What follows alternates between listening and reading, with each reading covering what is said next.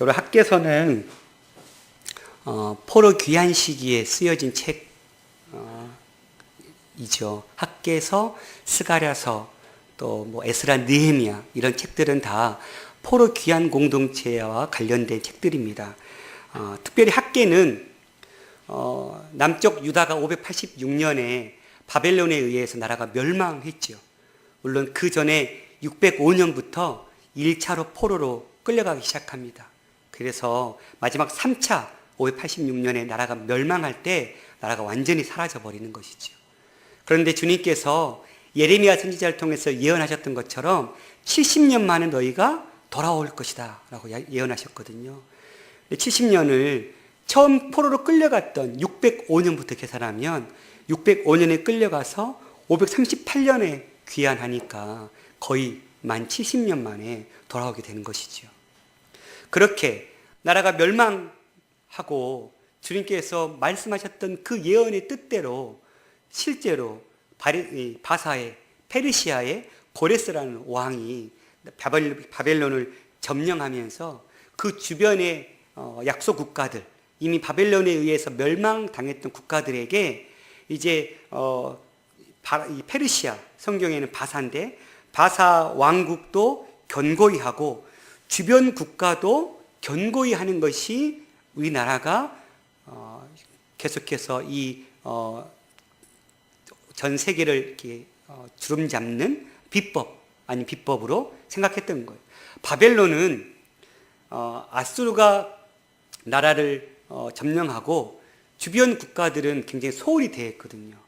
그런데 이제 바사 왕국이 나라를 다스리면서는 주변 왕국들에게 자치권을 준 거예요. 그래서 자기 나라 왕국뿐만 아니라 주변 나라들도 각자의 힘을 가지고 섬기면, 그리고 그들이 우리에게 저공을 바치는 좋은 관계가 형성되면 전체가 평화로울 거라고 생각했던 것이죠.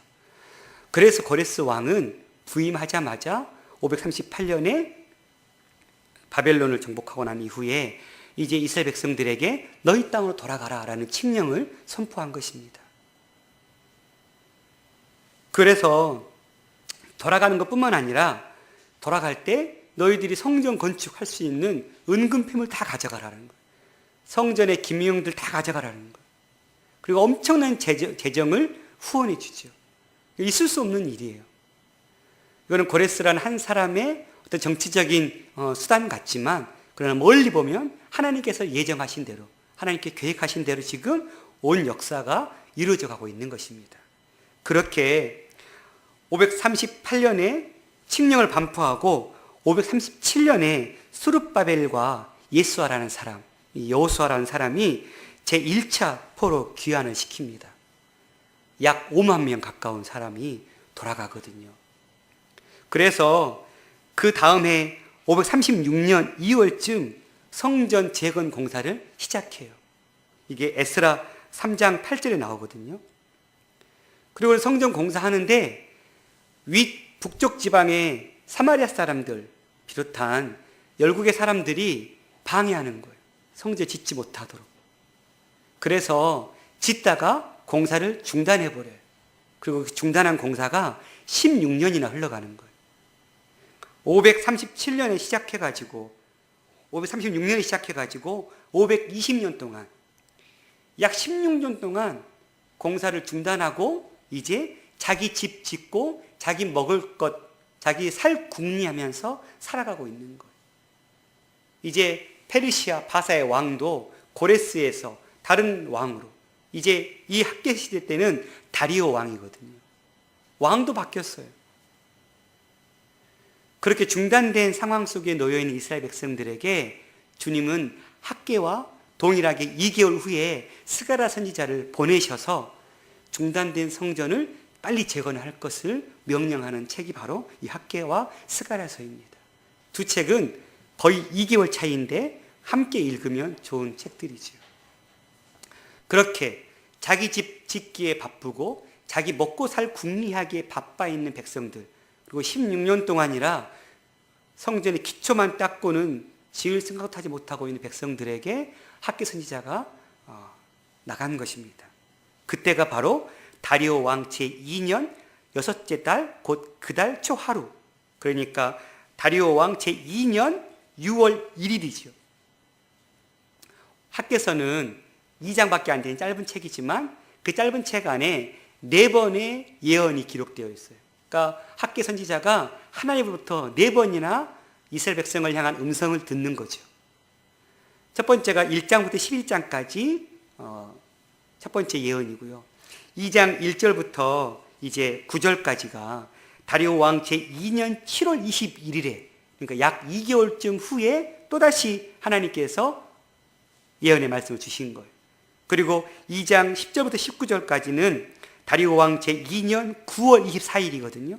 그러니까 약 또 거의 한 2개월 후에 세 번째 말씀, 그리고 그날 동일하게 네 번째 말씀이 들려오는데 2장 20절부터 23절, 이렇게 짧은 2장밖에 되지 않는 성경이지만 그 다음 1장 12절부터 15절까지는 삽입된, 성전이 재건되는 삽입된 부분이거든요. 그러니까 예언은 크게 네 가지의 예언이 기록되어 있는데 기간은 약 4개월 동안 일어난 일이에요.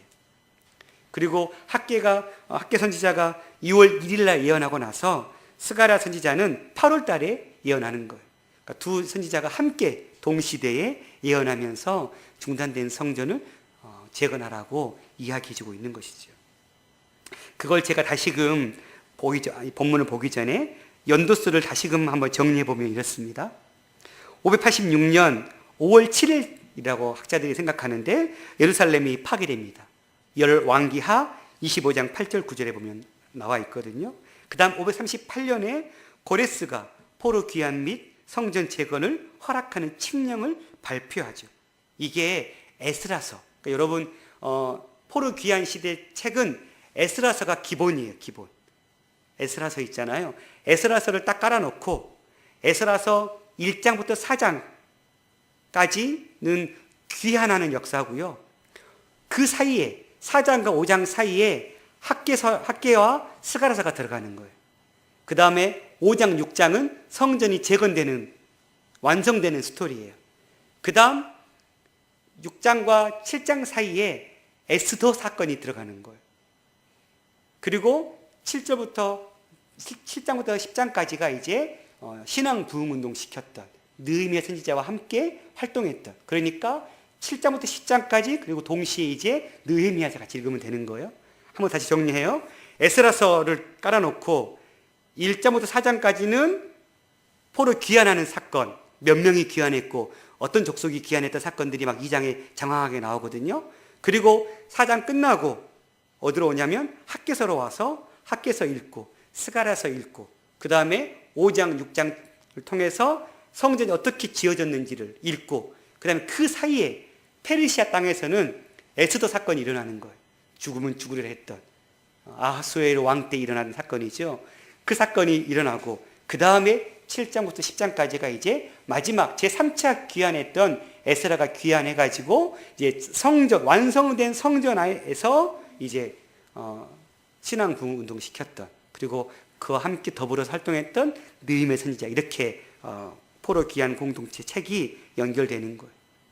그래서 에스라서 1장 1절에서 4절이 바로 포로 귀환 명령을 내리는 칙령의 이야기가 기록되어 있거든요. 그게 538년이에요. 그 다음 537년 7월에 이제 실제로 스룹바벨과 학개서에는 여호수아라고 나와 있는데 이제 에스라에는 예수아라고 나와 있거든요. 똑같은 이름이에요. 그 사람들이 스룹바벨이 총독의 이름으로 약 5천 명의 사람을 이끌고 그다음에 온갖 그 짐승들 이끌고 성전 기명 다 가지고 가는 거예요.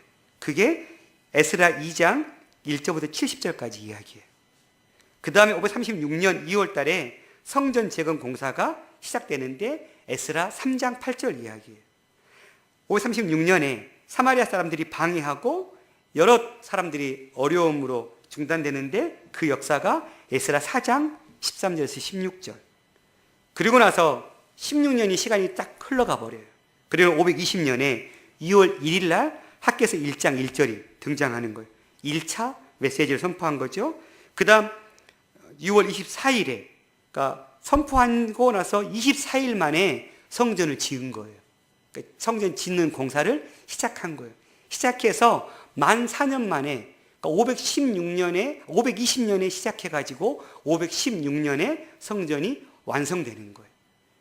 그러니까 520년 6월 1일 날 첫 번째로 학계가 1차 예언하고, 그리고는 6월 24일 날 성전을 짓기 시작해서 516년에 이제 완성된 거죠. 그리고는 520년에 완성된 거죠. 그리고는 6월 24일에 시작했고, 그 다음 7월 21일 날 학계가 제2차 선포하고, 그 다음에 520년 8월 달에 스가랴가 제1차를 선포하고, 이런 스토리가 쭉 이어지고, 그리고는 516년 12월 3일 제2성전, 이거 수르바벨 성전이라고 그러거든요. 이 성전이 완성되는 거예요. 520년에 시작해서 516년에 끝나는 4년의 역사가 기록되어지는, 그 가운데 가장 아주 주동적인 역할을 했던 사람이 바로 학계와 스가랴, 그리고 실질적으로 그 일을 감당했던 사람은 스룹바벨과 예수아라는 사람이죠. 그럼 오늘 본문 말씀을 보죠. 6월 여섯째 달 1일 날 말씀이 선지자 학계로 말미암아 스알디엘의 아들 유다 총독 스룹바벨과 여호사닥의 아들 대제사장 여호수아에게 임하니라. 이 말은 학계가 하나님부터 말씀을 받아서 스룹바벨과 여호수아한테 말씀을 전달했다라는 거예요. 그럼 스룹바벨이 누구냐? 이 사람은 이름 자체가 바벨론에서 태어난 자라는 뜻이에요. 그리고 이 사람은 유다 왕 여호야긴의 손자라고 기록되어 있거든요. 그럼 그 손자로서 스알디엘의 아들이라고 성경은 소개되고 있는데, 실은 이 여호야긴의 첫 번째 아들이 스알디엘이 아니에요. 그러니까 원래는 이 여호야긴의 셋째 아들이 이 부다야라는 사람인데, 원래 이 스룹바벨은 첫 번째 아들 스알디엘이 아니라 세 번째 아들 부다야의 아들인데, 아마도 이가 우리 계대법에 의해서 그 스알디엘이 아마 일찍 자식을 낳지 못하고 죽었고, 이제 그 형수 계대법에 의해서 그 형수를 이 부다야가 아내로 취한 거죠. 그리고는 아들을 낳았으니까 형수, 즉 형의 아들이 이 스룹바벨은 부다야의 아들이지만 실제적으로는 그러나 형의 아들로 된 거죠. 그래서 성경은 이렇게 두 개, 스알디엘의 아들이라고 소개하고 있는 것과 부다야의 아들 이렇게 소개하고 있는 두 가지가 나오는데, 원래는 부다야의 아들이지만 그가 형수와 함께 결혼해서 아들을 낳았기 때문에 족보상으로는 첫 번째 형이었던 스알디엘의 아들이 되는 것이죠. 그리고 이는 이 총독으로서 역할을 감당하면서 포로 귀환 공동체를 이끌었던 사람입니다. 또한 여호수아라는 사람은 이 이름 자체가 여호와께서 구원하신다라는 뜻인데, 아닥사스다, 이 여호사닥의 아들이라고 표현하고 있거든요. 이 여호사닥은 사독 계열의 대제사장이었어요. 그리고 그는 바벨론 침공 때 끌려간 사람이거든요. 여호사닥이라는 사람은 끌려가서 살았던 사람인데, 그의 부친이 누구냐면 이 스라야라는 사람이에요. 근데 이 스라야 사람의 아들이 또 누구냐 하면 포로 귀환을 이끌어갔던 에스라라는 사람. 그러니까 에스라서에 나오는 에스라와 이 여호수아가 둘이 형제인 거죠. 형제니까 이 아닥사스다의 아들, 여호사닥의 아들 이 여호수아는 바로 에스라 학사 겸 제사장의 조카가 되는 것이죠. 그러니까 아주 서로 삼촌 조카 간에 긴밀하게 이 포로 귀환 공동체 역할들을 잘 감당했을 거예요. 어쨌든 이 주축 인물들에게 주님께서 중단된 성전의 명령을 지금 재건하라고 말씀하신 거예요. 그 말씀이 무엇이냐면, 만군의 여호와가 같이 말하여 이르노라. 이 백성이 말하기를 여호와의 전을 건축할 시기가 이르지 아니하였다 하느니라. 백성들이 건축을 시작하다가 아직 때가 아닌가 보다 하고 지금 접어놓은 거죠. 왜 그랬어요? 때가 아니라고 판단했던 이유가 어디에 있어요? 처음에 짓다가 자꾸 이 사마리아 사람들도 산발락과 도비아 같은 사람들도 뭐 많은 그 다음에 다뜨네 같은 사람들도 막 방해하거든요. 그러니까 성전이 자꾸 재건을 방해하니까 지금 때가 아닌가 보다 하고 생각했겠죠. 여러분 유심히 살펴볼 건데, 우리가 하나님의 사역을 감당하다 보면 장애물을 만나갈 때가 많죠. 하나님께서 당신의 일을 이루실 때 모든 일을 다 순적하게만 해놓으시나요? 아니죠. 때로는 우리가 열심을 가지고 그 앞에 놓여져 있는 장애물을 믿음으로 깨부셔야 될 때가 있죠. 그런데 우리는 너무 쉽게 이거 주님 뜻 아닌가 하고 너무 쉽게 하나님의 뜻을 저버릴 경우가 많다라는 거죠. 상황과 환경이 이것이 하나님의 뜻이다라고 성립할 때가 되게 많은 것 같아요. 그래서 상황과 환경이 잘 맞지 않으면 이거 주님 뜻 아닌가? 너무 쉽게 포기해버리는, 지금 포로기행 공동체가 그런 상황인 거예요. 이거 참 어렵네? 안 되네? 그래도 끝까지 해보자 해야 되는데, 주님 주신 사명이고, 그게 또 고레스라는 왕이 엄청난 재물을 쏟아 부으면서까지 재건하라고 지금 했는데 방해한다고 포기해버리는, 사랑하는 성도의 우리가 하나님 맡기신, 우리 각자에게 맡기신 사명을 감당하는 삶에 있어서 상황과 환경이 어렵다고 포기한 자들이 아니라 오히려 그 상황과 어려운 환경을 만날 때 더 주님 앞에 기도하고 무릎 꿇음을 말미암아 하나님께서 그 환경을 깨부수는 그 일들의 역사를 볼 수 있는 그런 하나님의 자녀가 되기를 소망합니다. 그렇게 여호와의 말씀이 선지자 학개에게 임하여 이르시되 이 성전이 황폐하였거늘 너희가 이때에 판벽한 집에 거주하는 것이 옳으냐. 판벽한 집은 지붕과 벽이 있는 집이에요. 그러니까 지금 여호와의 성전은 기초만 닦아놓은 거예요. 기초만. 제가 공사를 잘 몰라서 어쨌든 그냥 이게 그 건물 지으려면 흙하고 뭐 기둥 같은 걸 이렇게 뭐 박아놔야, 기초 공사를 해야 거기다가 집을 지을 수 있잖아요. 그러니까 성전이 기초 공사하고 마감한 거예요.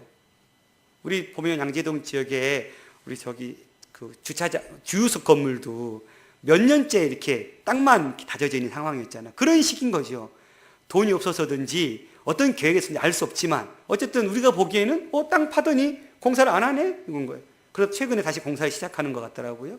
그러니까 그런 거예요. 성전 공사를 시작하려고 했다가 성전 공사는 하지도 않고 자기 집 벽을 세우고 지붕을 세우는, 그러니까 자기 집은 판벽한 집에 살고 있다라는 거예요. 그러므로 이제 만군의 여호와가 이같이 말하노니 너희는 너희의 행위를 살필지니라. 원래 원문을 그대로 번역하면 너희의 길들에 너희 마음을 두어라라는 뜻이에요. 그러니까 원래 원문 그대로 직역하면 너희의 길들에 너희의 마음을 두어라. 무슨 말일까요? 너희가 살아온 길, 너희가 걸어온 그 길을 한번 돌아봐. 그리고 너희가 살아왔던 그 길에 너희 마음, 레바브라는 단어인데 심장이거든요. 너희 마음, 너희 심장을 놓고 살펴봐. 너가 어떻게 살았는지. 이걸 의역하면 너희가 살아온 길을 돌아보고 하나님 앞에서 그것이 옳았는지 그릇된 삶이었는지 반드시 따져보라는 거예요. 이걸 한글 성경은 너희는 너희의 행위를 살필지니라라고 번역해 놓은 거예요. 너희는 너희의 길들에 너희의 마음을 두어라. 오늘 우리가 붙잡아야 될 말입니다. 여러분, 지금 포로 귀한 공동체를 우리가 이들의 신앙을 누굴 통해서 알 수 있냐면 에스라, 이 학사 겸 역사학자 겸 제사장이었던 에스라를 통해서 알 수 있는데, 그는 포로로 끌려간 사람이 아니었어요. 포로로 끌려간 사람 중에 그 페르시아 땅에서 살다가 결혼하고 또 애 낳고 또 그 아들이 또 결혼하고 애 낳고 하다가 태어난 사람이 에스라거든요. 그런데 이 에스라가 역사학자라고 그랬잖아요. 자기 민족의 역사를 조사해 본 거예요. 왜 우리 민족은 내 땅에서 살지 못하고 이렇게 이방 땅에서 지금 살아야 하나? 그리고 자기 역사를 쭉 조사해 보니까 우리 이스라엘이라는 우리 민족의 역사가 이 범상치 않은 역사임을 발견한 거예요. 그리고 이 민족이 이렇게 포로로 끌려와서 남의 땅에서 살 민족이 아니었다라는 것을 발견해요. 그래서 쓴 책이 자기 역사를 다시 총정리한 책이 바로 역대상하책인 거예요. 그래서 역대상에는 1장부터 9장까지가 족보로 쫙 우리를 시험 들게 하는, 창세기에서 겨우 벗어났더니, 레위기에서 겨우 벗어났더니 역대상에 딱 막히는 거예요. 마태복음 읽다 보면 족보에 딱 막히는 것처럼 족보가 1장이 아니라 9장까지 쫙, 근데 그 족보를 보면 아담, 셋, 에노스 이렇게 시작하는 거예요. 에스라가 자기 족보를 기억할 때 자기 민족의 조상은 누구예요? 아브라함이잖아요. 아브라함부터 자기 이스라엘이 시작된 건데, 이 에스라는 자기 민족의 조상 아브라함의 그 주님이, 그 하나님이 아브라함의 하나님으로 멈추는 하나님이 아니라 바로 천지 만물을 지으신, 태초에 이 땅을 만드신 분이라는 걸 그는 깨달은 거겠죠. 성령의 은혜 가운데 깨달았겠죠. 그래서 아담, 셋, 에노스부터 자기 이스라엘 민족의 역사를 시작하는 거예요. 이렇게 엄청난 사람인 거예요. 그래서 이가 이제 제 2차로 포로 귀환하거든요. 2차로 귀환해서 뭘 하냐면 신앙 부흥도 시키는 거예요. 두 가지. 우리나라가 멸망했던 이유는 딱 두 가지다. 하나는 유일신 하나님 버렸다. 이스라엘 백성들은 하나님만 섬겨야 될 사람들이었어요. 하지만 구약 성경을 보면 정말 변덕이 죽을 듯 변덕스러웠잖아요. 틈만 나면 바알신, 아세라신 섬겼잖아요. 유일신 하나님 버린 거예요. 그래서 나라가 멸망했다 생각한 거예요.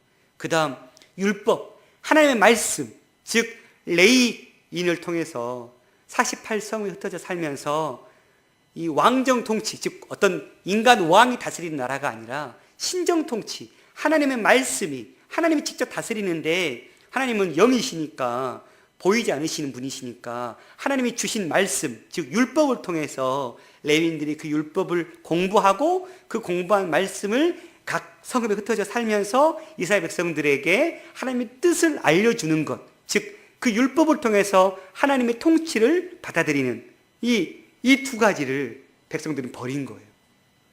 그래서 나라가 멸망했고, 이렇게 이 모양 이 꼴로 지금 나라가 없이 이방 땅에서 살고 있는 거다라고 생각한 거예요. 그래서 이 에스라는 포로 귀환해서 이 두 가지를 철저히 지켜내요. 이게 바로 유대교로 발전된 거예요. 그러니까 유대인들, 바리새인, 그중에 특별히 이제 바리새파들은 그래서 율법에 목매는 거예요. 왜요? 에스라 때부터 우리 민족이 왜 멸망했는지를 유일신 하나님과 이 율법을 철저히 지켜야 되는 이것을 배웠기 때문에. 그래서 포로 귀환 공동체는 에스라서나 학개나 스가랴서에 어떤 율법을 따르지 않았다, 하나님을 버렸다 이런 말들이 없어요. 그만큼 에스라 선지자를 통해서 철저하게 신앙 교육을 시켜놓은 거죠. 그런데 지금 이들은 어떻게 한 거예요? 돌아와서 하나님의 뜻을 붙잡고 하나님의 사명을 붙잡고 그 성전 재건의 역사를, 자기가 감당해야 될 사명이 무엇인지를 깨닫고 일을 했어야 했잖아요. 그런데 자기 먹고 살기 급한 거예요. 물론 인간적으로는 충분히 이해돼요. 그 땅에서 도시 다 만들어져 있고 집 다 지어져 있고 어서 오십시오, 집 다 지어놓고 분양하는 거 아니었잖아요. 그 허벌판 땅에 다시 새롭게 나라를 건국해야 되는 입장이었잖아요. 그러니 그 삶이 쉽지 않았겠죠. 어려웠겠죠. 하지만 그거는 그들이 감당해야 될 그들의 몫이었어요. 우리 그리스도인이 되기 위해서는 우리가 감당해야 될 십자가가 있잖아요. 근데 그거 싫다고 힘들다고 포기하면 우리는 그리스도인의 삶이 포기되어 버린 거잖아요. 그럼 더 이상 우리는 그리스도인이 아닌 것이죠. 포로 귀환 공동체들은 그렇게 자기 삶을 붙잡고 살았어야 하는데 그 사명은 내버려 둔 채 자기 먹고 살기에 급급했던 거예요. 그걸 돌아보라는 거예요. 너희가 지금 어떤 삶을 살았는지 너희 길들, 지금까지 걸어왔던 너희 길들을 돌아보고 그 길들에 너희 마음을 두어서 너희가 진짜로 너희 길을 잘 걸었느냐 안 걸었는지 살피라는 거예요. 이스라엘 백성들은 모든 관심과 열정을 다 쏟아부어서 자신들의 살아온 삶의 자취를 살펴야 될 필요가 있었던 것이죠. 왜요? 과거를 잊어버린 민족은 미래가 없다고 그러잖아요. 우리가 왜 역사 교육을 중요시 여겨요? 역사를 모르면 미래가 없잖아요. 하물며 세상 내 원리도. 우리가 왜 그렇게 역사의 그 과거 사회를 자꾸 지워버리려고 하는 그 과거 사회를 왜 지우지 않으려고 이렇게 발버둥 치는 거예요? 그 과거 사회를 분명히 알아야 미래를 준비할 수 있기 때문에 그렇잖아요. 하물며 세상의 원리도 그런데 신앙의 원리 속에서 과거에 함께 하신 하나님, 내 삶을 이끄시고 인도하셨던 그 하나님을 싸그리 잊어버린 채 오늘 현재를 살아갈 수 있다? 있을 수 없죠.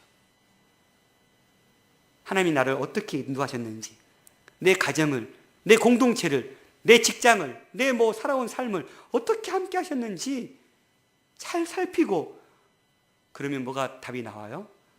하나님이 함께 하지 않으셨으면 이 일이 있을 수 없었던 일이구나를 이구동성으로 고백할 수밖에 없게 되는 것이죠. 내가 한 게 아니었구나. 하나님이 하셨구나. 나 잘난 줄 알았는데 내가 잘난 거 하나도 없네.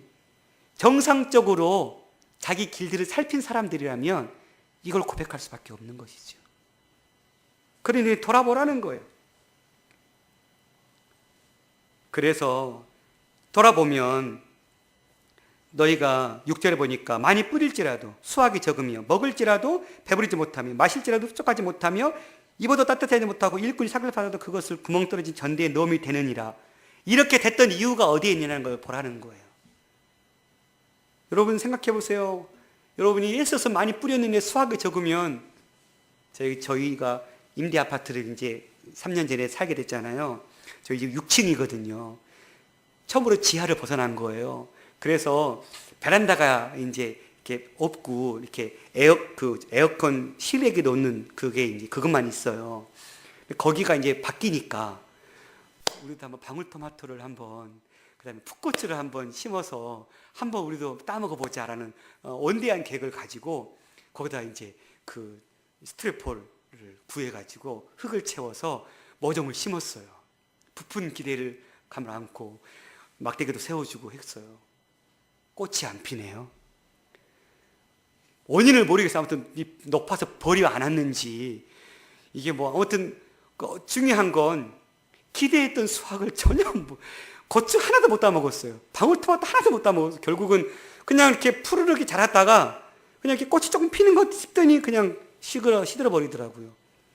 농사를 잘 지으신 분 저에게 비법을 알려요. 그래서 2년 동안 포기했어요. 올해 다시 한번 잘 배워서 한번 시도해 볼까 하는데 얼마나 억울하겠어요. 그렇죠? 그 다음에 먹어도 배부르지 못한 것. 요즘 우리 큰딸이 밥을 먹다가 가끔 하는 말이었어요. 아빠 배고파요. 이거 미치겠지, 그렇지. 먹고 있는데 배고프다 그러는 거예요.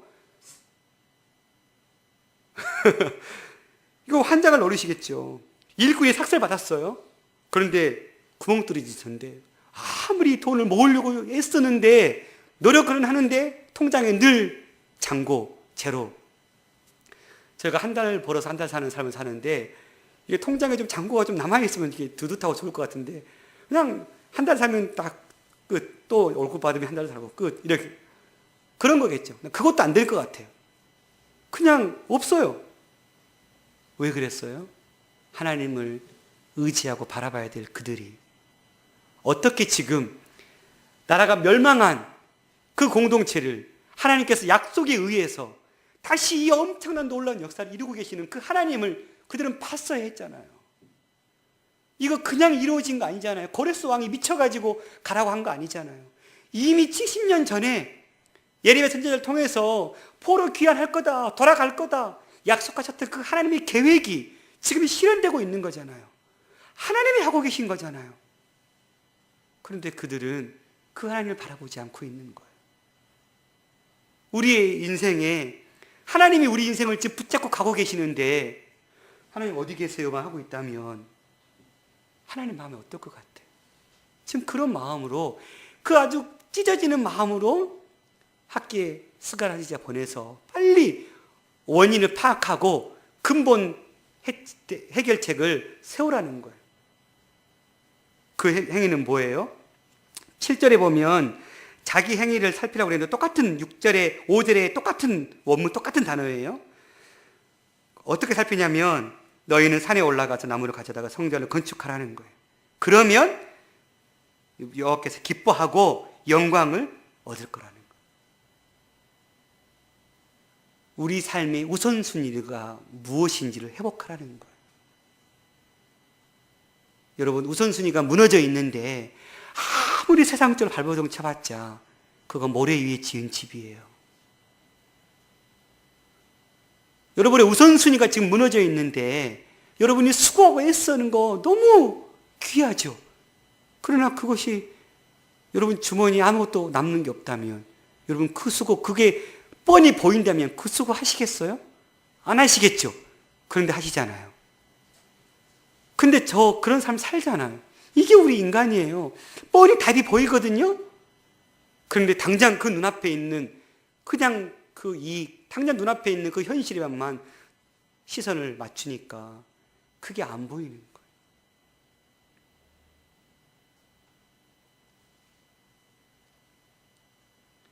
너희가 이것을 하지 않으면 9절부터 11절까지의 엄청난 재앙이 내릴 거라는 거예요. 11절 마지막 절에 모든 일에 한재를 들기. 여러분, 농사를 정말 애써서 지어놨는데 비가 와버리거나 그 다음에 그냥 눈이 와버리면 한 해의 농사가 망하는 거잖아요. 농부가 결실 보려고 하는데 비 내리면 썩는 거예요. 그렇게 예언했더니 12절부터 15절까지 이제 드디어 성전 건축을 이제 24일 만에 시작한 거예요. 그래서 스알디엘 아들 스룹바벨과 여호사닥의 아들 대제사장 여호수아가 남은 백성이 그들의 하나님 여호와의 목소리와 선지자 학개의 말을 들었어요. 아멘. 여러분, 우리 인생에 이게 굉장히 중요하죠. 들어야 하죠. 들리는데 한 귀로 듣고 한 귀로 흘리면 기회가 없어요. 들려올 때 붙잡아야죠. 우선순위를 회복하라 할 때 회복해야죠.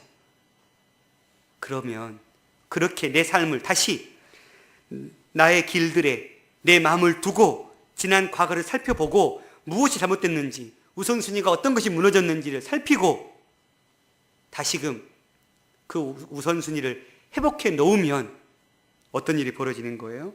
하나님이 함께 하시는 그 능력의 손이, 떠났던 그 능력의 손이 다시 임하는 이 축복을 보게 되는 것이죠.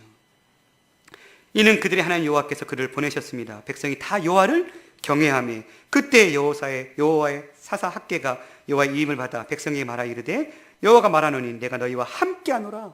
이제 하나님께서 성전 지은다고 하니까 뭐라고 약속하시는 거예요? 이스라엘의 가장 소원, 평생의 소원, 임마누엘. 이거면 끝이잖아요. 하나님이 함께 하시는데 더 이상 뭐가 바랄 게 있어요? 하나님이 그 약속해 주시는 거예요.